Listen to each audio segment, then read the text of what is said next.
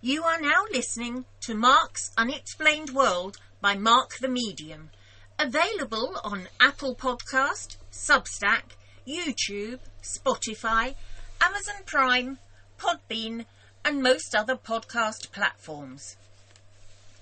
This episode is about the Jack Family Disappearance. So it's over to you now, Mark, for this week's disappearing tale.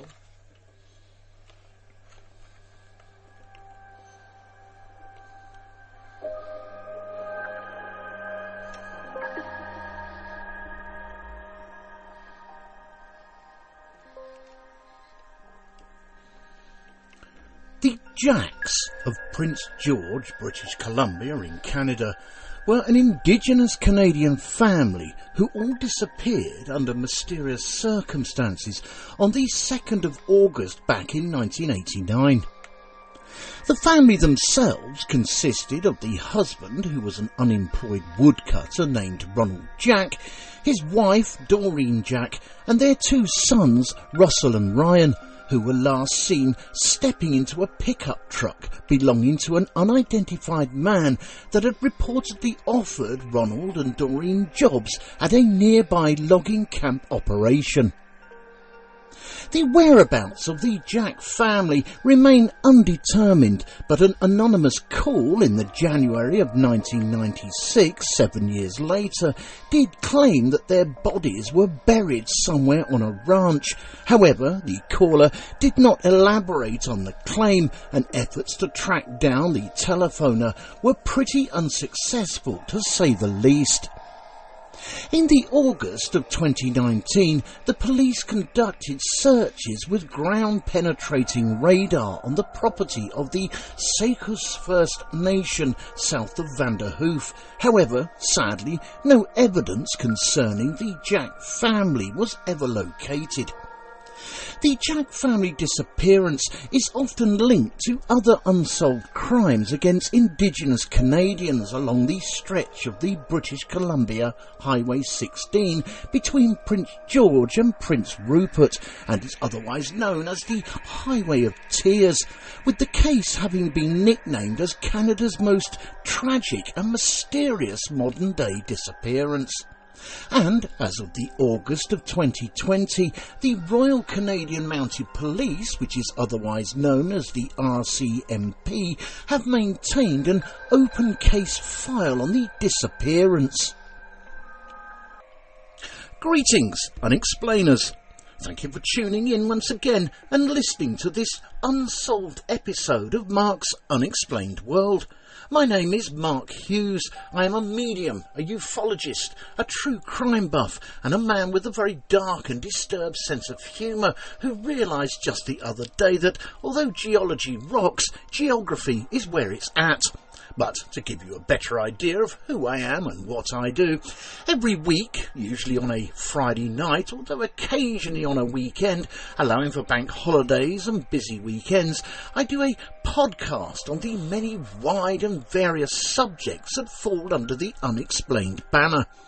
These subjects include ufology, hauntings, disasters, and all sorts of other paranormal phenomena, including true crime, unsolved crime, serial killers, the darker side of some past celebrities, and the occasional missing person that often goes unnoticed. So, if you are listening to this show on YouTube, please give us a review or an opinion of the episode that I can reply to, a thumbs up, subscribe to my channel, and hit that notification bell. Or, if you are listening on any of the other podcast platforms, again, give us a like and a follow. And if you do get a few minutes, perhaps you might like to check out my other social media groups and pages, including Facebook, Instagram and TikTok, which I'll fill daily with all things unexplained and crime. I'll put the links to some of my socials in the descriptions for you. In this episode, I'm going to tell you about the unsolved story surrounding the Jack family disappearance. And this week's necessary disclaimer: This story is a tale that sadly involves missing people, including children, and also touches on domestic violence, so may prove upsetting to some. You listen at your own discretion. Also, all opinions and comments are strictly my own, but the facts of the case still remain. I also apologise if I pronounce anything incorrectly. My English, although it is my first and only language, I went to a new restaurant the other day called Karma. However, as it turned out, they didn't actually have a menu. They just give you what they think you deserve. However, let's get back to the story.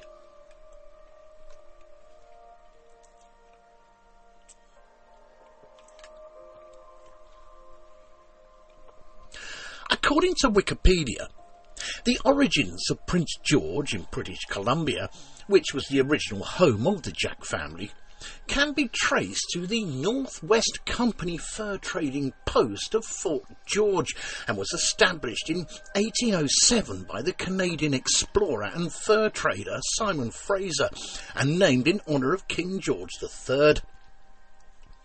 The city of Prince George itself has a population of 76,708, with the metro census agglomeration, which is the large, densely populated central area made up of adjacent municipalities, having a population of 89,490, and is often called the province's northern capital because it serves as a centre for higher education, healthcare, government services, arts and entertainment and sports, along with support for major industries such as forest products and mining. Unfortunately, for 3 consecutive years, from 2010 to 2012, the Canadian magazine, Maclean's, named Prince George as the most dangerous city in Canada, with its crime rate being 114% above the national average. And in 2011, the magazine cited gangs, drug-related crimes and 9 homicides as the reason for its high crime rate, although, and to be fair, the magazine did also state that the city's crime rate has been declining each year. But in 2016, the city of Prince George was named number 4 on the list of the most dangerous places for violent crime in Canada. And in 2023, there were 8 homicides that were reported in the city, giving it a murder rate of 10.4 per 100,000 people. The city of Prince George is famous for many notable people, which include the actor Dean Butler, who was best known for playing Alonzo Wilder in the NBC 1970 series Little House on the Prairie. And the city is also known as the home of the disgraced Judge David William Ramsey, who was imprisoned for SA on minors, some of whom appeared before him in court, along with the serial killer who was convicted of murdering 3 women and 1 teenage girl, Cody Legabokov.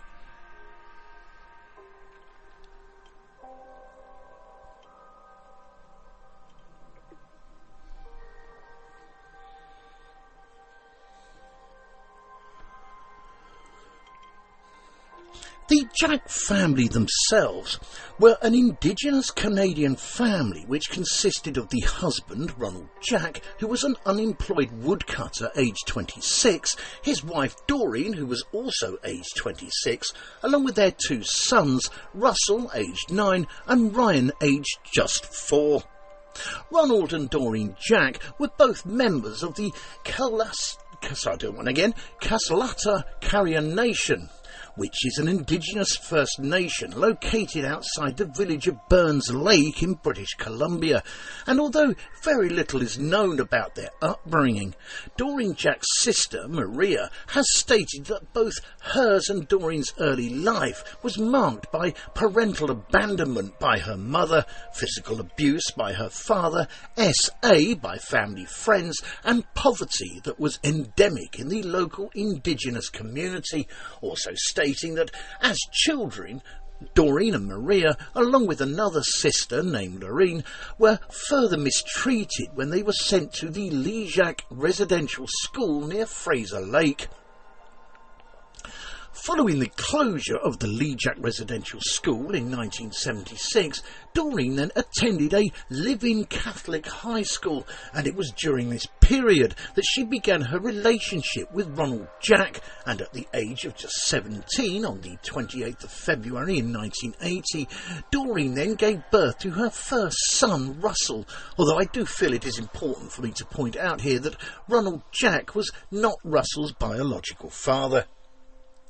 2 years later, the couple then moved in together with Ronald's parents in South Bank in the regional district of Bulkley-Nekato in Canada, and according to Ronald Jack's mother, Mabel, she stated that not only was he and Doreen very happy with this arrangement, and that there did not seem to be any difficulties between the couple, but she also stated that Ronald Jack treated Russell like he was his own son, with the family's second son, Ryan, being born just 5 years later on the 26th of July in 1985.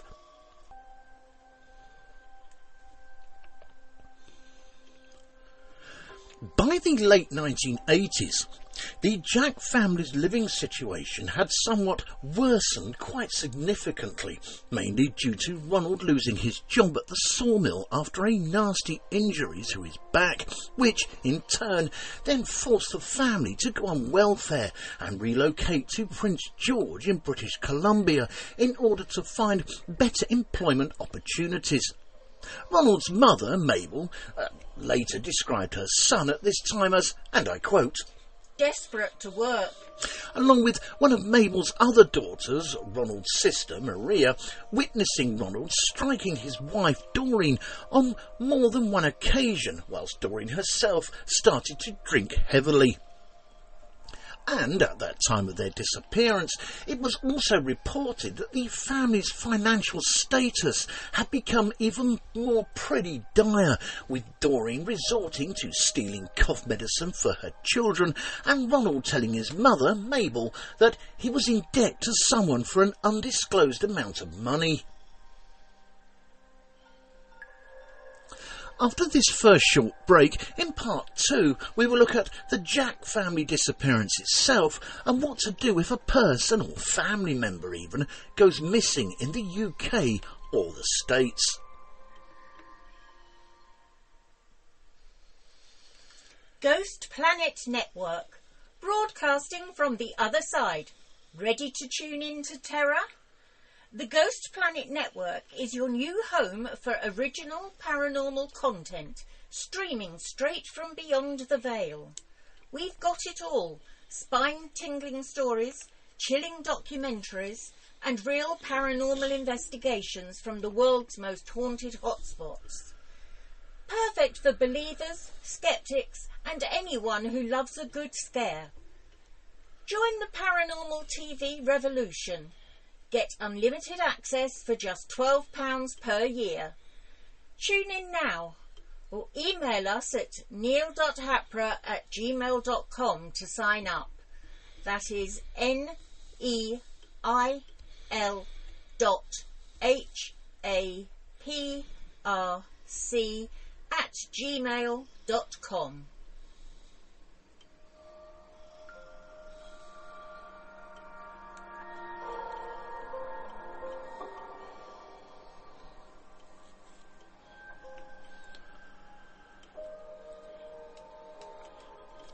On the night of Tuesday, on the 1st of August in 1989, about a year after the Jack family relocated to Prince George in British Columbia, a still unemployed Ronald Jack visited the First Litre pub, which was located 4 blocks away from the Jack family's rented house at 2116 Strathcona Avenue. And whilst there, he was approached by an unidentified man who offered him and his wife purported jobs at a logging camp located or near Calcutt's Lake, which was 24 miles west of Prince George along the British Columbia Highway 16, which is otherwise known as the Highway of Tears. The unidentified man told Ronald Jack that the job would last between 10 days and 2 weeks and would also include work for his wife Doreen as the camp cook, along with daycare facilities for their 2 children, Russell aged 9 and Ryan aged just 4. On an interesting side note here, the Highway of Tears, which is a 719 kilometre or 447 mile corridor of Highway 16 between Prince George and Prince Rupert in British Columbia, Canada, has been the location of crimes against many females, which first began back in 1969 when the highway was completed, with there being a disproportionately high number of Indigenous women on the list of its victims. The phrase of the Highway of Tears itself was originally coined during a vigil that was held in Terrace, British Columbia in 1998 by Florence Nasal, who was thinking of the tears of the victims' families crying over the loss of their loved ones. Proposed explanations for the years-long toleration of the crimes and the limited progress in identifying the culprits include things like poverty, drug abuse, widespread domestic violence, the disconnection with traditional culture and the disruption of the family unit through the foster care method, and the Canadian Indian residential school system. Poverty is also thought to be one of the main factors as to the other crimes in this area, as due to the low rates of vehicle ownership and mobility, hitchhiking is the only way for many of the residents to travel vast distances, either to see family or go to work, school, or even to seek any medical treatment. Other factors leading to the unsolved disappearances is that the area includes a lack of public transportation between communities, with much of the highway having no cellular telephone service, or at least that was up until the December of 2024, and that it is a largely isolated and remote zone. And not only that, but the soft soil in many of the areas along the route makes burial easier, with carnivorous scavengers often carrying away any human remains.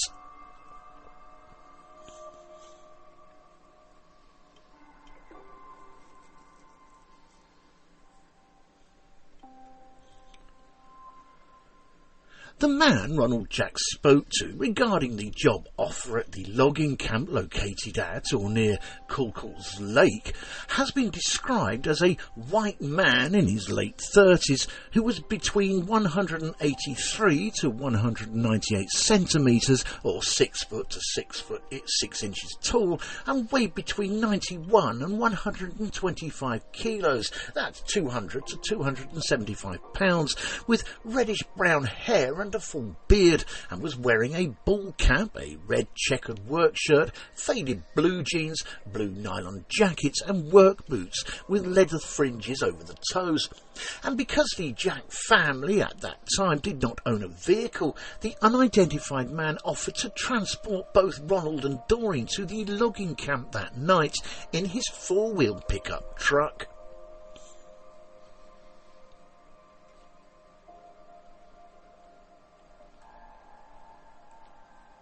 Ronald Jack, the unidentified man, left the First Litre pub at around 11:16 p.m. on the night of the 1st of August in 1989 and returned to the 2116 Strathcona Avenue residence. And in the early morning hours of the 2nd of August, Ronald Jack then called his brother in Burns Lake to arrange for his sons, Russell and Ryan, to stay with his brother while he was away working. However, unfortunately, his brother wasn't in a position where that would be possible. 2 relatives of Doreen Jack, including her aforementioned sister Lorraine, visited the household and witnessed the family packing up their belongings into the unidentified man's pickup truck, and strangely enough, soon after, when Ronald called his mother, Mabel, who, like his brother, also resided in Burns Lake, he ended the conversation with her by telling her to look for him if he didn't come back. Ronald, Doreen and their 2 children, Russell and Ryan, have never been seen since.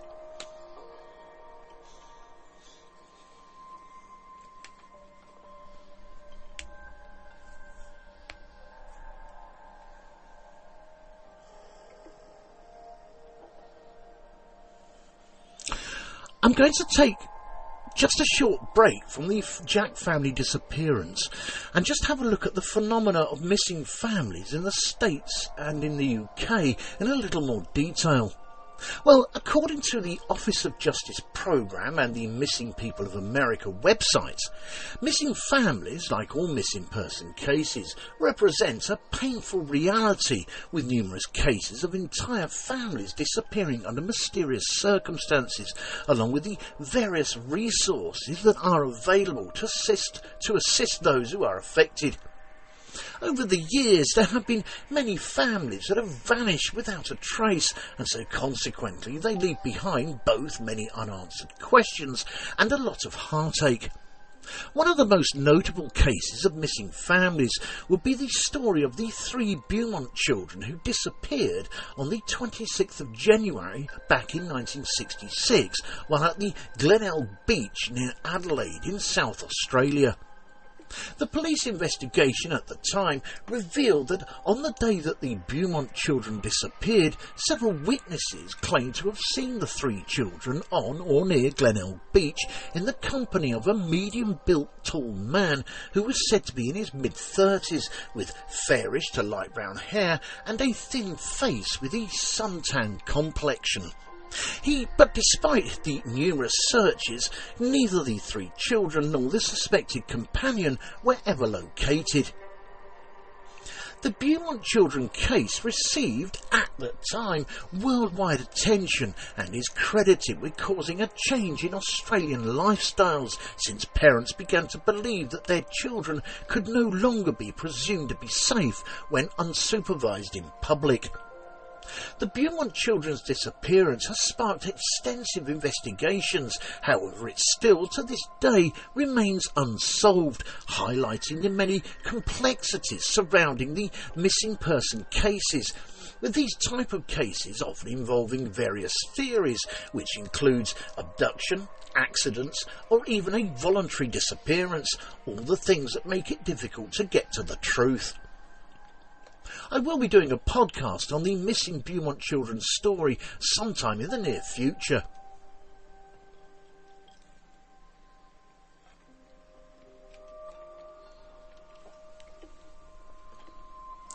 From what I can see during my research, there appear to be 4 types of resources in the United States for the families of missing persons.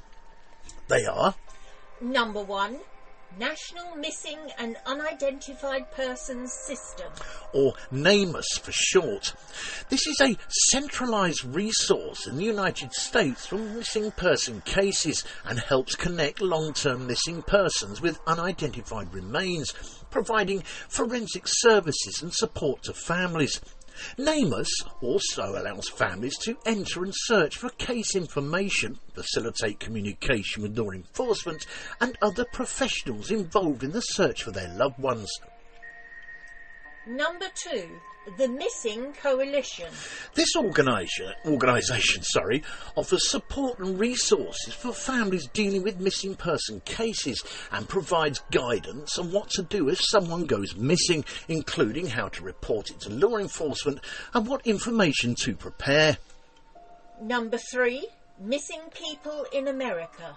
This initiative aims to centralise information on missing persons and provide a comprehensive database for families and concerned citizens, and includes downloadable flyers and interactive resources to engage the community in any search efforts. And lastly, number 4, State resources. Various state-specific resources are available to support families before, during and after a loved one goes missing, with these resources including any previous tools, any prevention tools, emergency contracts and any aftercare support that is needed.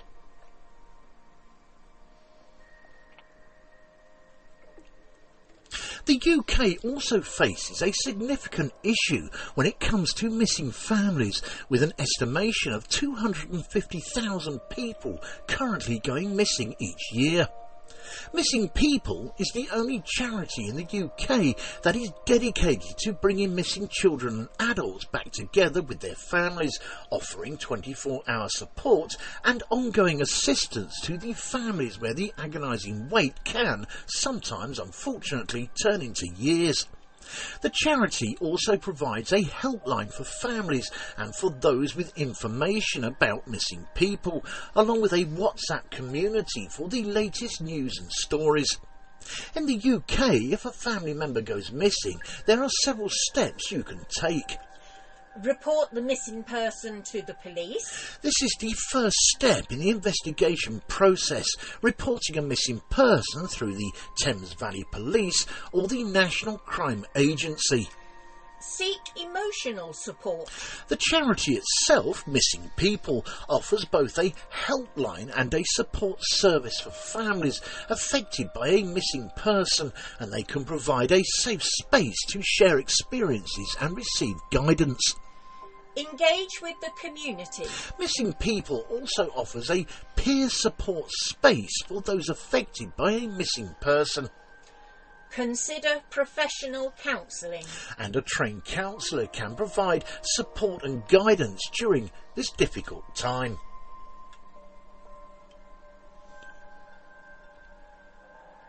After this second short break, in part 3, we will look at the investigation into the Jack family disappearance and this strange phone call that was later received regarding their possible whereabouts.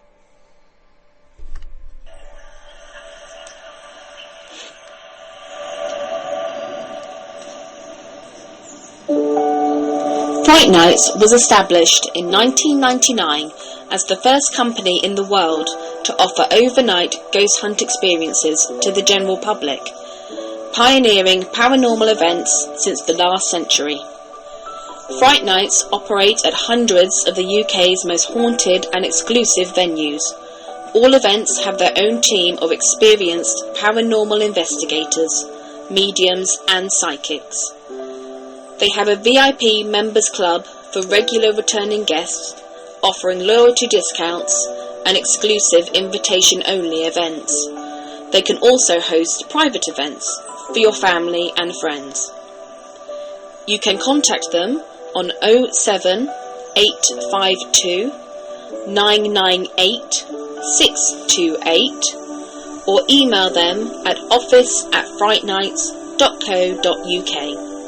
Or take a look at their website at www.frightnights.co.uk, where you can see the many locations they investigate and learn about them and the opportunities they have available. Hundreds of ghost hunters join Fright Nights every month for the most thrilling ghost hunting experiences they'll never forget. If you haven't been on a ghost hunt before, then why not join them to see what it's all about? Why not visit their social media sites for up-to-date information on all the places they visit and to see what's coming up in the future? They look forward to seeing you all soon. Fright Nights Ghost Hunting Events. Remember, only the original will do.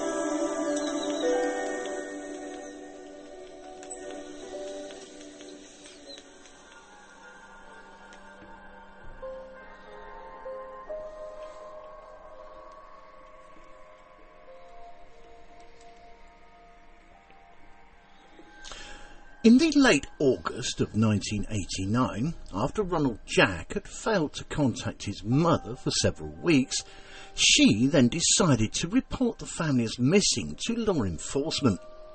The police then examined the 2116 Strathcona Avenue residence, where most of the family's furniture and clothes, as well as Russell and Ryan's school records, had remained ever since their departure. I feel I should probably point out here that, according to various members of the Jack family, including Ronald's mother, Mabel, they felt that there was no adequate support from any external organisations during the initial search on account of their Indigenous background.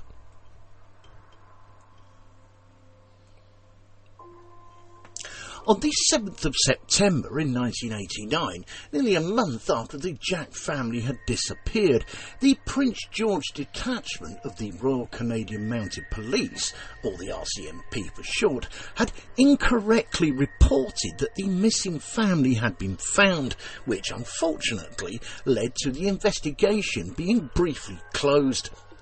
And in the following year of 1990, a televised reenactment of the Jack Family Disappearance, which was produced by Crime Stoppers, was broadcast on the Prince George station named CKPG-TV, even though the station itself did not reach the region where the family was believed to have disappeared from. On a quick couple of interesting side notes here. First, a crime reenactment in some instances is the practice where criminal suspects are ordered as part of the police investigation process to describe or act out the steps of the crime of which they are accused, with it being claimed to help investigators to both visualise the event and verify any confessions. In some countries, including South Korea and Thailand, crime reenactments are done publicly at the site of the crime, serving as a form of public humiliation, and the practice itself has been criticised by rights groups, including Thailand's National Human Rights Commission, as violating suspects' rights, along with the principle of the presumption of innocence.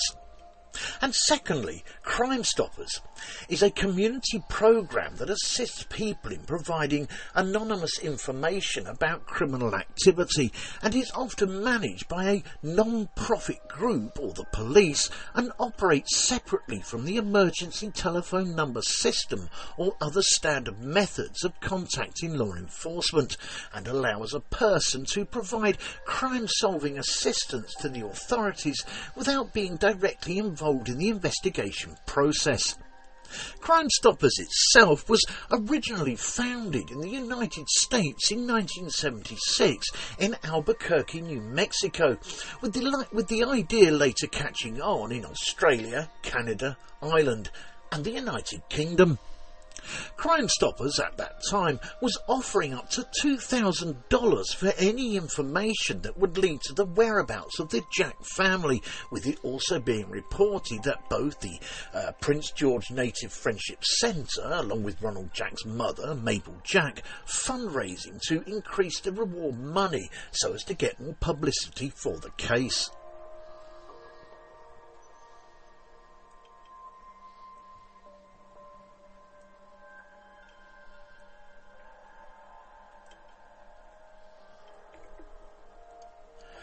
On the morning of Sunday the 28th of January in 1996, an anonymous caller contacted the Royal Canadian Mounted Police Detachment in The Royal Canadian Mounted Police Detachment in Vanderhoof, British Columbia, which was 61 miles west from the city of Prince George.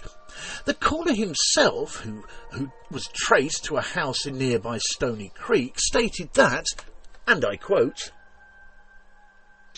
"The Jack family are buried at the south end of an unspecified ranch before hanging up. The police issued a province-wide appeal for the caller to make contact again, and even released an audio tape of the call when he failed to do so. A subsequent investigation of the call determined that not only was there a party being held at the house where and when the call was being made, but also that the Vanderhoof Police Department at that time were unable to locate all of the suspected 6 to 9 partygoers that were in attendance.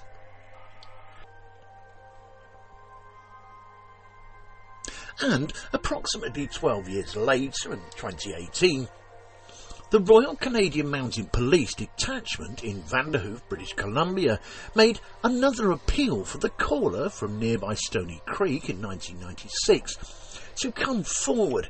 However, it was all to no avail.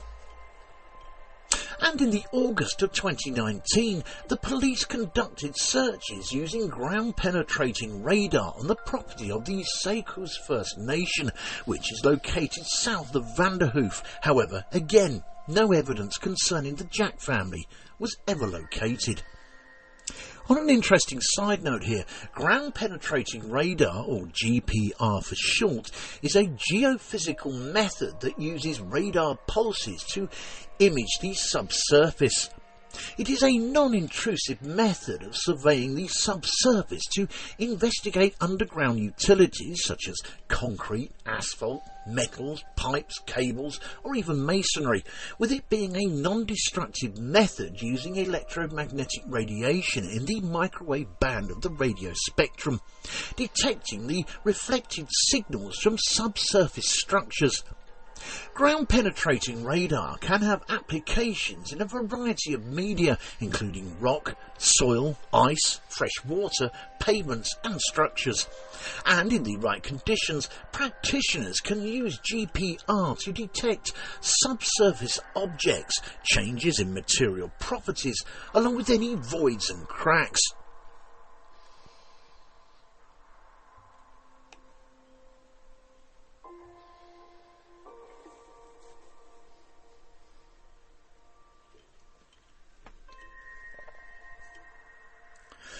The issue regarding missing families is both complex and heart-wrenching, with many families and friends, of course, left on a continuous thread with a desperate search for answers.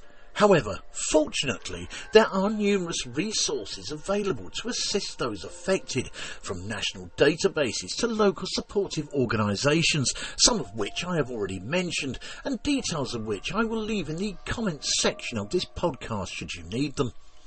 I feel it is important to remember that if you are living with these circumstances, you are not alone, and that there are resources available to help you navigate this difficult and challenging situation. So if you or someone you know is dealing with a missing person case, reaching out to these organisations will hopefully provide you with some much needed support and guidance.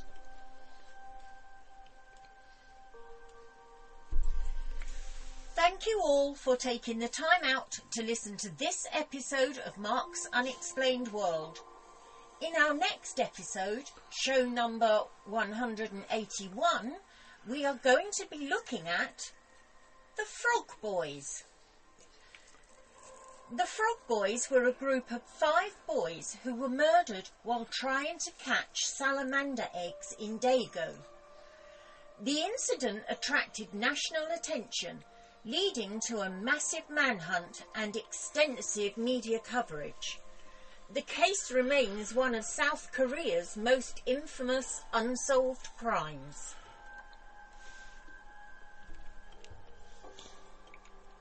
This show was written and researched by myself, Mark Hughes, and proofread and edited by Linda Hughes. The pronunciations of all the names and places, though, was mine. The actors in this episode were Mark Hughes, Linda Hughes and Denise Poolar, with special thanks to Neil Packer and the staff at the Haunted Antiques Paranormal Research Centre and Ghost Planet Network. And of course a big thank you to everyone for listening. We never run out of ideas here at the office for Mark's Unexplained World podcast, but if you do know of any other intriguing stories under the Unexplained banner, including ufology, hauntings, disasters and any other sort of paranormal phenomena, as well as true crime, unsolved crime and missing people, please just drop me a direct message and I will see what I can do. I will also include the name of the person who suggested the idea in the end credits of the podcast if they're happy for me to do so, of course. And again, just to add, if you are listening to this show on YouTube, please give us a review and a thumbs up and subscribe to my channel. And if you are listening on any other podcast platforms, again, give us a like and a follow. I thank you in advance. Mark's Unexplained World, because there's more to the paranormal than meets a third eye. And remember guys, keep it real, because being real is better than being perfect. No AI was used or harmed in the making of this or any other episode of Mark's Unexplained World. This show and all its contents are covered by basic copyright of Mark the Medium.